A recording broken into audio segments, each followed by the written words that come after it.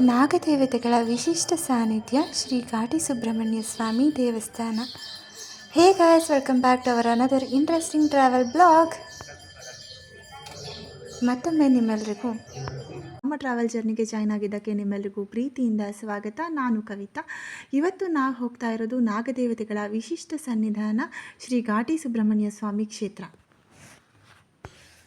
ಶ್ರೀ ಘಾಟಿ ಸುಬ್ರಹ್ಮಣ್ಯ ಸ್ವಾಮಿ ಕ್ಷೇತ್ರವು ಮಧ್ಯ ಸುಬ್ರಹ್ಮಣ್ಯ ಸ್ವಾಮಿ ಕ್ಷೇತ್ರ ಅಂತಲೇ ಪರಿಗಣಿಸಲ್ಪಟ್ಟಿದೆ. ಕರ್ನಾಟಕದ 3 ವಿಶಿಷ್ಟ ನಾಗದೇವತೆಗಳ ಸನ್ನಿಧಾನದಲ್ಲಿ ಆದಿ ಸುಬ್ರಹ್ಮಣ್ಯ ಸ್ವಾಮಿ ಅಂದರೆ ನಮ್ಮ ಕುಕ್ಕೆ ಸುಬ್ರಹ್ಮಣ್ಯ ಸ್ವಾಮಿ ಕ್ಷೇತ್ರನ ಪರಿಗಣಿಸಿದ್ರೆ, ಮಧ್ಯ ಸುಬ್ರಹ್ಮಣ್ಯ ಸ್ವಾಮಿ ಅಂತ ಘಾಟಿ ಸುಬ್ರಹ್ಮಣ್ಯ ಸ್ವಾಮಿ ಕ್ಷೇತ್ರನ ಹೇಳ್ತಾರೆ. ಇನ್ನು ಅಂತ್ಯ ಸುಬ್ರಹ್ಮಣ್ಯ ಸ್ವಾಮಿ ಕ್ಷೇತ್ರ ಅಂದರೆ ನಮ್ಮ ತುಮಕೂರಿನ ಪಾವಗಡ ಡಿಸ್ಟಿಕ್ಕಲ್ಲಿ ನಾಗಲಮಡಿಕೆ ಅನ್ನೋ ಒಂದು ಪ್ಲೇಸಲ್ಲಿ ಒಂದು ನಾಗದೇವತೆಗಳ ವಿಶಿಷ್ಟ ಸನ್ನಿಧಾನ ಇದೆ. ಅದನ್ನು ಅಂತ್ಯ ಸುಬ್ರಹ್ಮಣ್ಯ ಸ್ವಾಮಿ ಅಂತ ಯೂಟ್ಯೂಬ್ ಚಾನಲ್. ನಾನು ಕವಿತಾ, ನೀವು ನೋಡ್ತಿದ್ದೀರಾ ಕವಿ ಚೇತನ್ ಬ್ಲಾಗ್ಸ್. ಇವತ್ತು ನಾವು ಘಾಟಿ ಸುಬ್ರಹ್ಮಣ್ಯ ಸ್ವಾಮಿ ಟೆಂಪಲ್ಗೆ ಬಂದಿದ್ದೀವಿ. ಇನ್ನೇನು ಆಲ್ಮೋಸ್ಟ್ ಒಂದು 15 ಮಿನಿಟ್ಸ್ ಆಗ್ಬೋದು, 10 to 15 ಮಿನಿಟ್ಸ್ ಆಗ್ಬೋದು ಆ ಟೆಂಪಲ್ನ ರೀಚ್ ಆಗ್ತೀವಿ. ಟೆಂಪಲಿಂದ ನಾವು ಎಲ್ಲೆಲ್ಲಿ ಹೋಗ್ತೀವಿ ಅಂತ ಆ ಬ್ಲಾಗ್ ಕೂಡ ನಿಮ್ಮ ಜೊತೆ ಶೇರ್ ಮಾಡ್ತೀನಿ. ಸೊ ಅಕ್ಕ ಕೂಡ ನಮ್ಮನ್ನ ಜಾಯಿನ್ ಆಗಿದ್ದಾಳೆ. ಚೆಂಡು ನೀರು ಕೊಡಲಿ.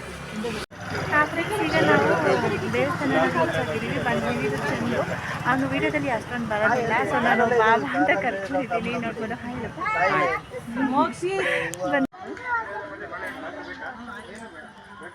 ಫ್ರೆಂಡ್ಸ್, ನಾವೀಗ ಹೋಗ್ತಾ ಇದ್ದೀವಿ. ಗಂಡು ನಾಚ್ಕೊಂತ ಇತ್ತು ಯಾಕೋ ವೀಡಿಯೋದಲ್ಲಿ ಬರೋಕ್ಕೆ. ನೋಡಿ, ಬೇಡ ತಗೊಂಡಿದ್ದೀವಿ. ಈಗ ನಾವು ಶ್ರೀ ಸುಬ್ರಹ್ಮಣ್ಯ ಸ್ವಾಮಿ ದರ್ಶನಕ್ಕೆ ಬಂದಿದ್ದೀವಿ. ಒಳಗಡೆಯಿಂದ ಶೂಟ್ ಮಾಡೋದಕ್ಕೆ ಅಲೋಡ್ ಇಲ್ಲ. ನಾನು ಹೊರಗಡೆಯಿಂದನೇ ಒಂದು ವಿಡಿಯೋ ಪಿಕ್ನ ಮಾಡಿಕೊಂಡೆ. ಇಲ್ಲಿನ ವಿಶೇಷ ಏನಪ್ಪ ಅಂತ ಅಂದರೆ, ಶ್ರೀ ಘಾಟಿ ಸುಬ್ರಹ್ಮಣ್ಯ ಸ್ವಾಮಿ ಸರ್ಪರೂಪಿಯಾಗಿ ನೆಲೆಸಿರೋದನ್ನ ನೋಡಬಹುದಾಗಿದೆ. ಇಲ್ಲಿ ಒಂದೇ ವಿಗ್ರಹದಲ್ಲಿ ಪೂರ್ವಾಭಿಮುಖವಾಗಿ ನಾಗರೂಪಿ ಸುಬ್ರಹ್ಮಣ್ಯ ಸ್ವಾಮಿಯನ್ನು ನಾವು ನೋಡಿದ್ರೆ, ಪಶ್ಚಿಮಾಭಿಮುಖವಾಗಿ ಲಕ್ಷ್ಮೀ ನರಸಿಂಹಸ್ವಾಮಿಯ ಉದ್ಭವ ಮೂರ್ತಿಯನ್ನು ನೋಡಬಹುದಾಗಿದೆ. ಇಲ್ಲಿನ ವ್ಯವಸ್ಥೆ ಹೇಗೆ ಮಾಡಿದ್ದಾರೆ ಅಂದರೆ, ಹಿಂಭಾಗದಲ್ಲಿ ಒಂದು ಮಿರರ್ನ ಫಿಕ್ಸ್ ಮಾಡಿದ್ದಾರೆ. ಆ ಮಿರರ್ನ ಮೂಲಕ ನಾವು ಲಕ್ಷ್ಮೀ ನರಸಿಂಹಸ್ವಾಮಿಯ ದರ್ಶನನ ಮಾಡ್ಕೋಬಹುದಾಗಿದೆ. ತುಂಬಾ ಚೆನ್ನಾಗಿದೆ. ಆದರೆ ಸರ್ಪಸಂಕುಲ ನಾಶ ಆಗುತ್ತೆ ಅಂದಾಗ ಇಲ್ಲಿ ಸುಬ್ರಹ್ಮಣ್ಯ ಸ್ವಾಮಿಯು ಮಹಾವಿಷ್ಣುವಿನ ಕುರಿತು ತಪಸ್ಸು ಮಾಡಿದಾಗ ಮಹಾವಿಷ್ಣು ಶ್ರೀ ಲಕ್ಷ್ಮೀ ನರಸಿಂಹಸ್ವಾಮಿಯ ಸ್ವರೂಪದಲ್ಲಿ ಬಂದು ಸರ್ಪಸಂಕುಲನ ಉಳಿಸ್ತೀನಿ ಅನ್ನೋ ಸಂಕೇತವಾಗಿ ಇಲ್ಲಿ ಸುಬ್ರಹ್ಮಣ್ಯ ಸ್ವಾಮಿಗೆ ಬೆಂಗಾವಲಾಗಿ ಒಂದೇ ವಿಗ್ರಹದಲ್ಲಿ ಉದ್ಭವ ರೂಪಿಯಾಗಿ ನರಸಿಂಹಸ್ವಾಮಿಯು ಉದ್ಭವಿಸಿದ್ದಾರೆ ಅನ್ನೋದು ಪುರಾಣಗಳ ಉಲ್ಲೇಖ ಕೂಡ ಇದೆ. ತುಂಬ ವಿಶೇಷವಾಗಿದೆ ಫ್ರೆಂಡ್ಸ್. ನನಗಂತೂ ಈ ದೇವಸ್ಥಾನಕ್ಕೆ ಬಂದು ತುಂಬಾ ಖುಷಿ ಆಯಿತು. ನೀವು ಕೂಡ ಒಂದ್ಸರಿ ಬನ್ನಿ. ಬ್ಯಾಂಗ್ಳೂರಿಂದ 60 ಕಿಲೋಮೀಟರ್ಸ್ ಆದರೆ ತುಮಕೂರಿಂದ 75 ಕಿಲೋಮೀಟರ್ಸ್ ಆಗುತ್ತೆ. ತುಂಬಾ ಚೆನ್ನಾಗಿದೆ ಫ್ರೆಂಡ್ಸ್.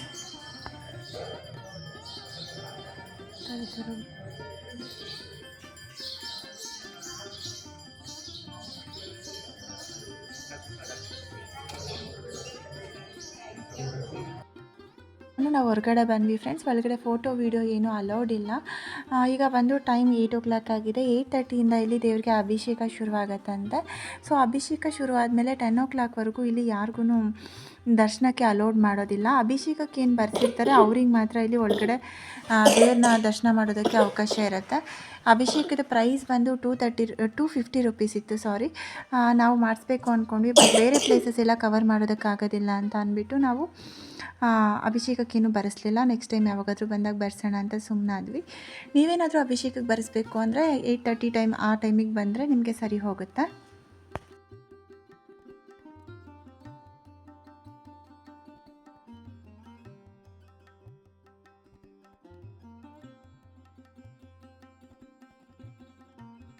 ನೋಡ್ತಾ ಇದ್ದೀವಿ ದೇವಸ್ಥಾನದ ಪಕ್ಕದಲ್ಲೇ ನಾವು ಹೊರಗಡೆ ಬಂದರೆ ಇಲ್ಲಿ ನಾಗರ ಕಲ್ಲುಗಳನ್ನ ಪ್ರತಿಷ್ಠಾಪನೆ ಮಾಡಿರೋದನ್ನ ನೋಡಬಹುದಾಗಿದೆ. ತುಂಬ ನಾಗರ ಕಲ್ಲನ್ನ ಪ್ರತಿಷ್ಠಾಪನೆ ಮಾಡಿದ್ದಾರೆ.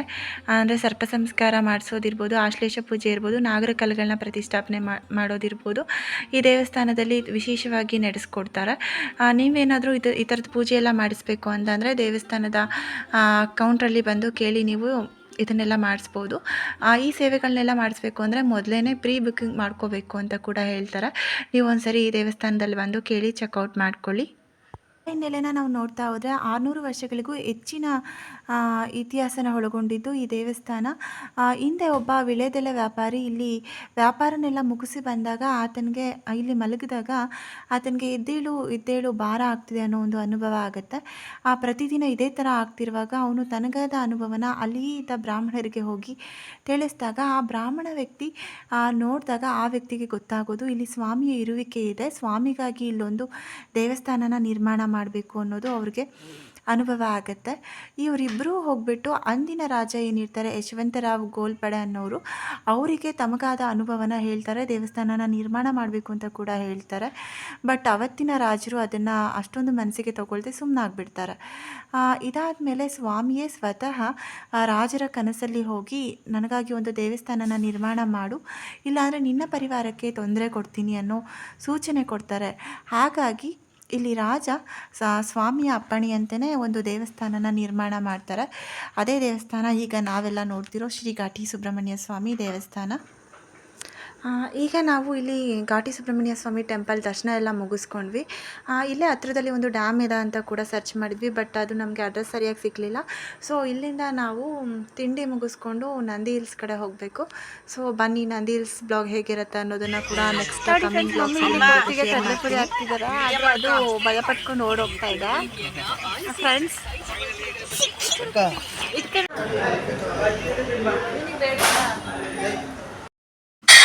ನಾವು ಎಲ್ಲ ತಿಂಡಿ ಬಂದಿದ್ದೀವಿ. ದೊಡ್ಡಬಳ್ಳಾಪುರ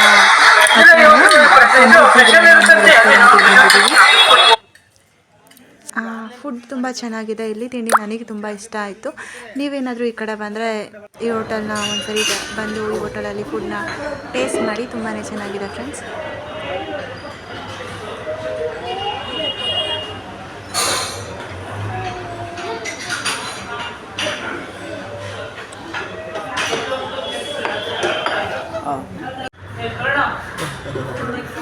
ಆಯ್ತಾ?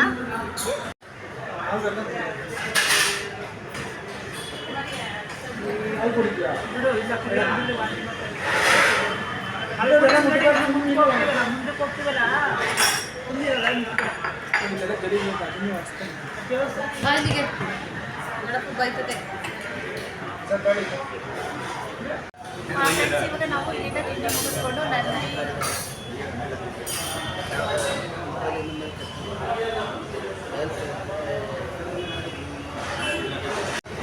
ಫ್ರೆಂಡ್ಸ್ ಈಗ ನಾವು ಇಲ್ಲಿ ತಿಂಡಿ ಮುಗಿಸ್ಕೊಂಡು ನಂದಿ ಹಿಲ್ಸ್ಗೆ ಹೊರಟಿದ್ದೀವಿ. ಇಲ್ಲಿಂದ ಒಂದು 20 ಮಿನಿಟ್ಸ್ ಆಗ್ಬೋದು. ಎಷ್ಟಾಗ್ಬೋದು? 1 to 20 ಮಿನಿಟ್ಸ್ ಆಗ್ಬೋದು. 24 ಕಿಲೋಮೀಟರ್ಸ್ ತೋರಿಸ್ತಾ ಇದೆ. ಸೊ ಬನ್ನಿ, ನಂದಿ ಹಿಲ್ಸ್ ಬ್ಲಾಗ್ನ ನಿಮ್ಮ ಜೊತೆ ಶೇರ್ ಮಾಡ್ತೀನಿ. ಇಲ್ಲಿ ತಿಂಡಿ ತುಂಬ ಚೆನ್ನಾಗಿತ್ತು, ತಿಂದ್ವಿ. ಇದು ಹೋಟೆಲ್ ಹೆಸರು ಏನು ಅಂತ ಸಮೃದ್ಧಿ.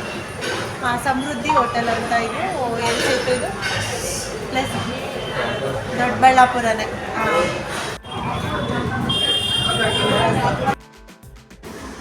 ಇದಾಗಿತ್ತು ನಮ್ಮ ಶ್ರೀ ಘಾಟಿ ಸುಬ್ರಹ್ಮಣ್ಯ ಸ್ವಾಮಿ ಟೆಂಪಲ್ ಬ್ಲಾಗ್. ನಿಮಗೆ ಈ ಬ್ಲಾಗ್ ಇಷ್ಟ ಆಗಿದರೆ ಪ್ಲೀಸ್ ಚಾನಲ್ನ ಲೈಕ್ ಮಾಡಿ, ಶೇರ್ ಮಾಡಿ, ಕಮೆಂಟ್ ಮಾಡಿ.